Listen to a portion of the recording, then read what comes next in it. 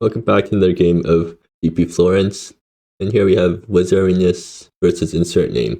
Wizzerinus is on black-red mid-range deck that runs the combo of Hatsu's Maneuver plus Tyrant's Breath, which they actually got in their opening hand.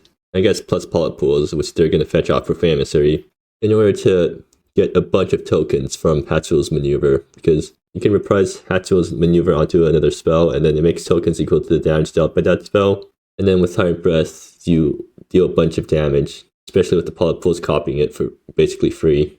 Meanwhile, InsertName is on Spirited Illusions, which is a combo deck that seeks to use spirited creatures plus Illusions of the Div in order to make infinite creatures on turn 3. But I think the combo is going to get stopped by Tyrant's Breath, although I guess Fateless Attendant helps with that.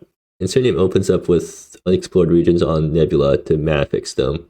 Okay, Wizzerinus can lead off with the turn 1 pay up to try to break apart the combo, although InsertName doesn't actually have any combo pieces in hand. They do have the Beckons of the Wild, which can fetch out combo pieces. I think Wizzerinus is probably just going to take either Fateless Attendant or Seek Prophecy. They're going to take the Beckon, I guess, to get rid of the tutors for the combo pieces, and InsertName obliges.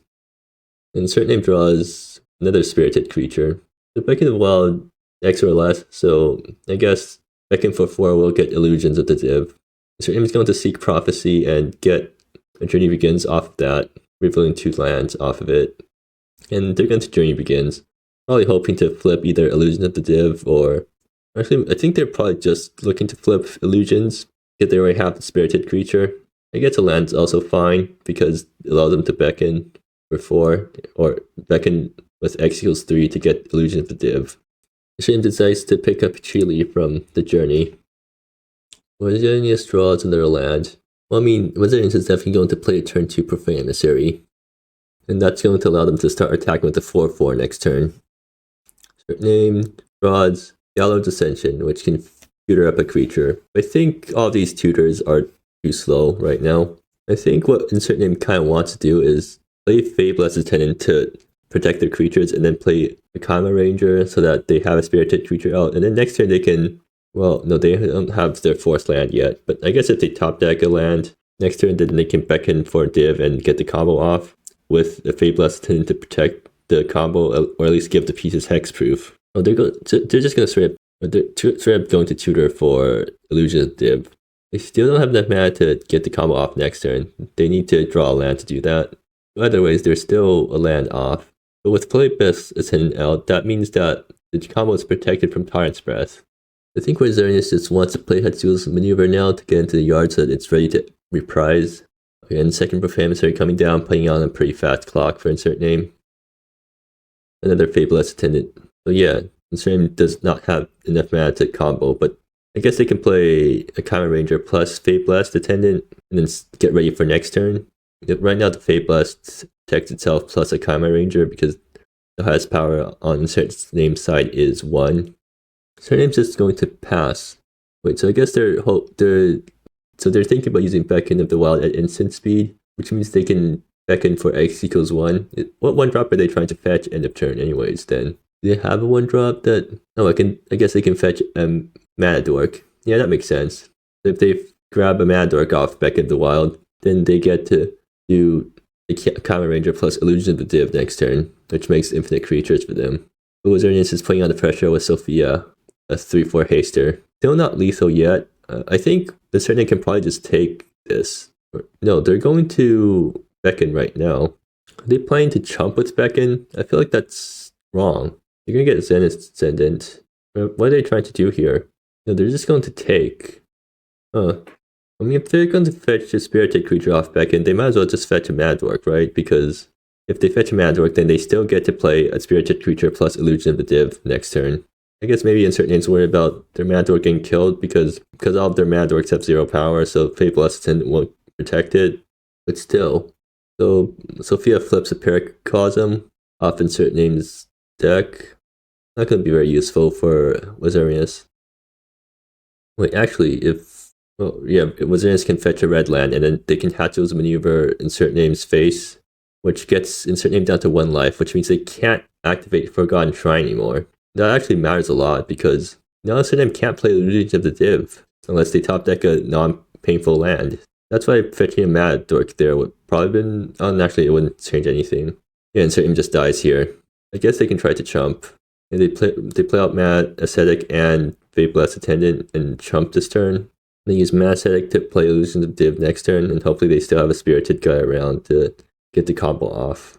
But even then, infinite creatures won't stop your opponent from dealing damage to face, and with only 1 life, it doesn't take much for your opponent to kill you. And it passes, they're not going to play out Mad Ascetic, so I guess they're not thinking about comboing anytime soon. Or at least they're hoping to draw non-paying land.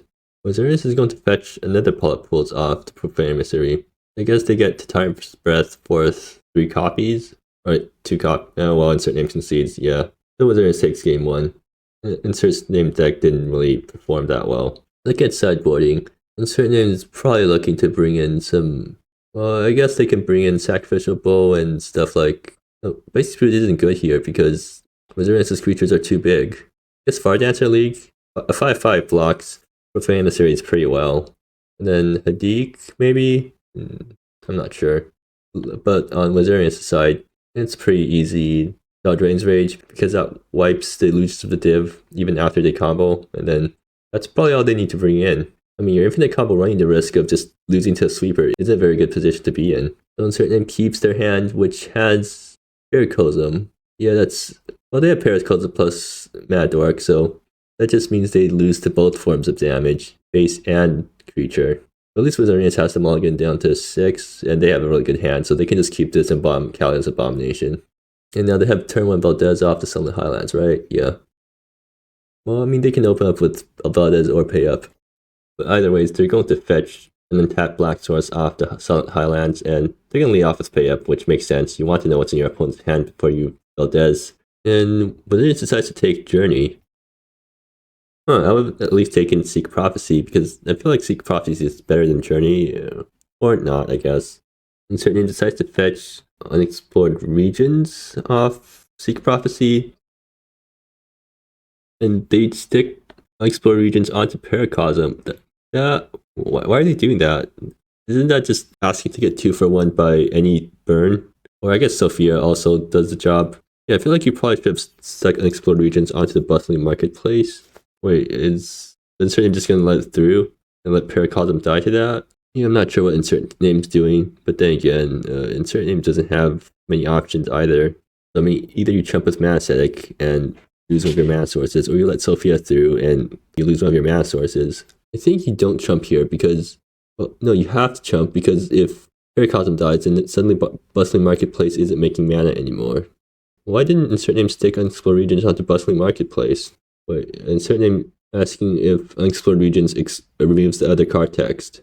And the answer from judges is that no, it doesn't. It still has the sack text. And I think that misunderstanding of the rules has cost InsertName the game because they have to chump here or else they lose the entire mana producing ability. And they draw another Fabless Attendant, which is exactly what they don't need right now. I mean, at least they can put out 3 Fabless Attendants as chump blockers for Sophia. I mean, that's pretty funny, at least. Wizzerinus draws Kalia's Abomination. Actually, Prix Inquiry and Valdez is starting to become pretty useless right now after InsertName emptied their hand like this. Okay, Fabless Attendant trumps the Sophia because Paracosm needs to stay alive for Bustling Marketplace to tap for mana. Prix Inquiry, getting rid of InsertName's last card in hand. Then InsertName taps and draws Howling Snow. Okay, now they can actually let Paracosm die. And Wizzerinus mentioned that they forgot to play a land. Well, I mean, they're so far ahead right now that not playing lands doesn't really matter. And InsertName refuses to play land either, I guess trying to bait a discard spell from Wizzerinus. And Wizzerinus top stack Polyp Bulls, so that's pretty nice because now Profane Emissaries are going to be active right away. Sophia swings in. Is InsertName going to continue chumping? I think they're kind of done with chumping right now, right?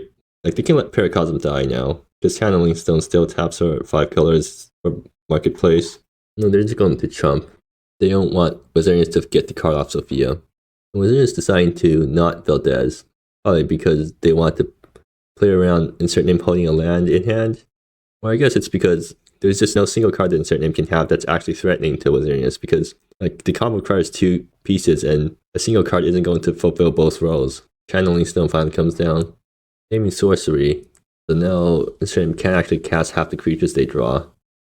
Wizzerinus is going to crack the clue end of turn, drawing a land. But while InsertName's land draws are bad, Wizzerinus' land draws are pretty good because they have stuff to do with their mana. That they can try to get down an Infectious Ego and force a sack. I mean, InsertName can just sack unexplored regions pretty easily. But then you're still dealing with Infectious Ego. Great Sophia finally gets through, kills Paracosm. Oh, yeah, that's really bad for InsertName because Paracosm dying takes unexplored regions along with it, and that means now they don't have good sack fodder for the first Infectious Ego trigger. And Sophia flips Kirishima's Escort, which doesn't really do anything for Wizzerinus.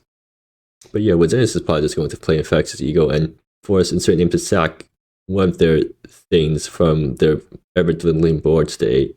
InsertName is probably just going to sack Fate Blessed Attendant because they can't afford to sack any of their mana production. Yeah, Infectious Ego comes down. So what does InsertName sack? Well, no, they're going to sack Mana Ascetic. That just means that they're mastering themselves, right? Oh, okay, never mind. They drew another land. InsertName was in a situation where drawing non-land cards was bad and drawing land was bad, and they just concede. And I think that's a good display of how InsertName's deck kind of just falls apart if anything happens to it. And yeah, Wizzerinus just didn't even have to try that hard to get the win there. You just need to disrupt InsertName slightly, and then the entire deck just falls apart on its own.